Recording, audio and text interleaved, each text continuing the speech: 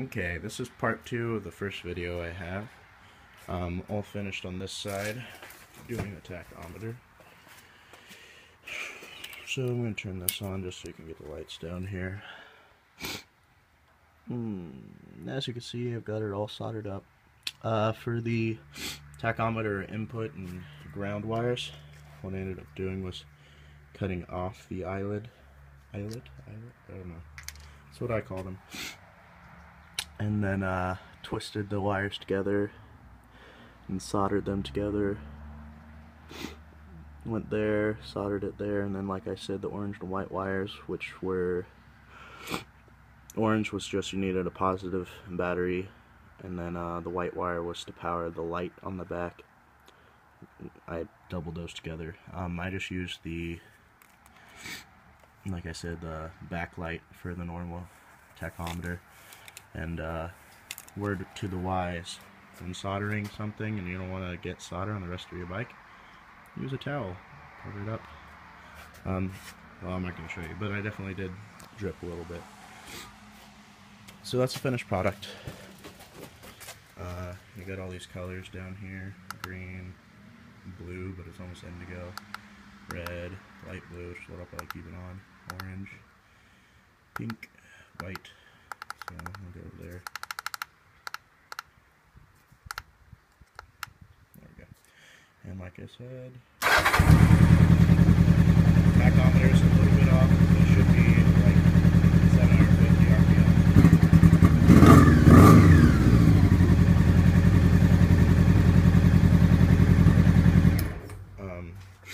But yeah, I mean, I'm just using it as an instrument.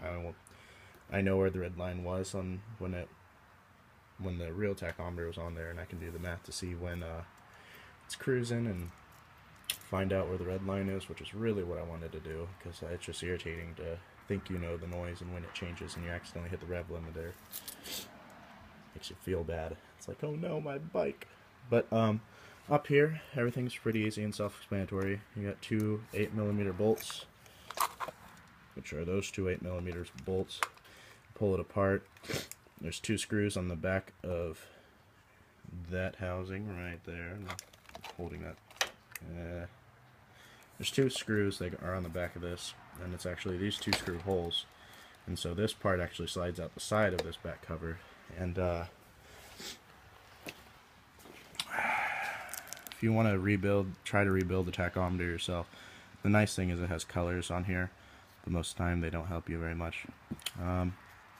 But if you want to rebuild it yourself, once you get to this point, these are the two screws that are on the back, and you just take off these 4 screws, and you have to use a screwdriver and pinch that lid up and get the top lid off, and then everything slides out. You could go on from there. Go to Nighthawk750.com if I remember correctly, and he has a guide on there. Right here are the actual two, let's see, that'd be input and that'd be ground for the tachometer. So those are the wires that you want to take off for when you're replacing it, should you replace it. And these are the two back lights. That's why I use those. They're not important. But if you get down here, this is like your oil light, your kickstand light, your neutral light, and your high beams light. So all in all, it's a pretty simple job. If you're handy, you can get it easy. So yep, that's all there is to it. Like I said, this is part 2. My first part's kind of not that great, but you know, you do what you do. So alright, thanks for watching my video. Have a great day, guys.